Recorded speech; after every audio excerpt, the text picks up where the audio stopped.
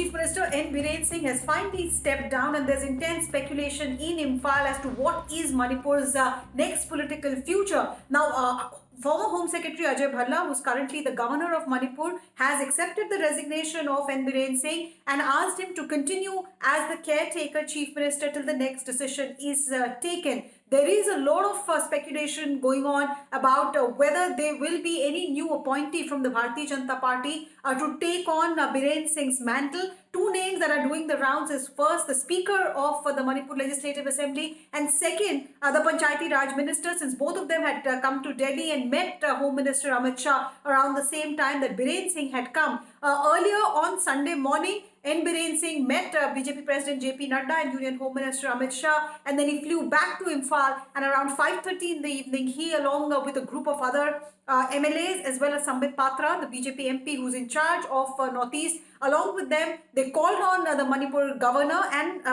they resign. Biren Singh resigned. But what is leading to a lot of speculation also is a possibility of governor's rule and subsequently president's rule.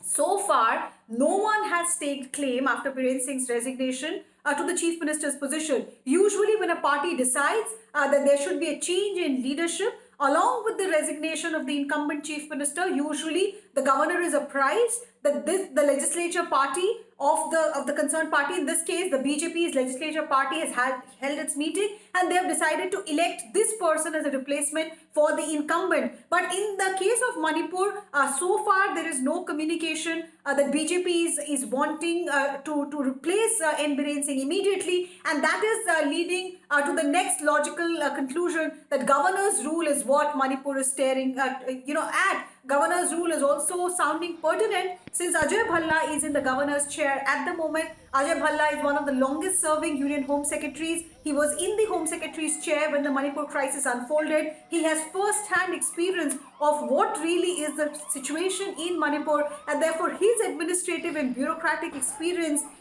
can come in handy for the center, which is trying very hard to ensure peace in Manipur. So that's also leading to a lot of speculation that Manipur might be staring at governor's rule followed by president's rule under Article 356 of the Indian Constitution. The second reason why this seems to be the most logical thing for the center to do is because there is complete lack of trust between the Kuki side and the Meitei side.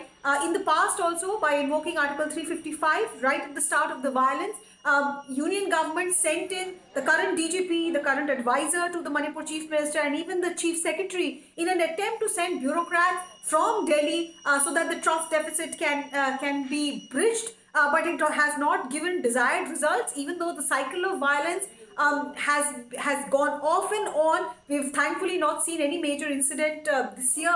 But the sense at the center also is that Ajay Bhalla, at the helm of affairs in Manipur, could try and bring in some kind of a solution so that the Kukis and the Meiteis decide to again start talking, because talking is the only solution that everyone is professing.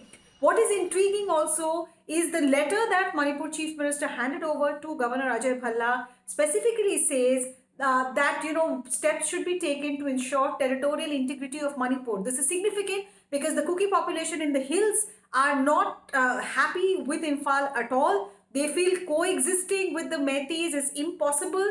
They've even started infrastructural development on their own without depending on any government help. And therefore also Ajay Bhalla, considered neutral, having been sent by New Delhi, he could actually play a more decisive role rather than somebody who's already a player or who's already a stakeholder in Imphal. So the clock is ticking.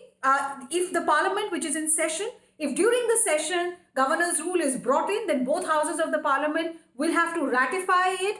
So in the last 4-5 days of this session, the government could well wait for the session to end before making its next move, if it is a governor's rule that the central government is keen on. For now, Biren Singh continues as the caretaker chief minister, but the clock is ticking for Manipur.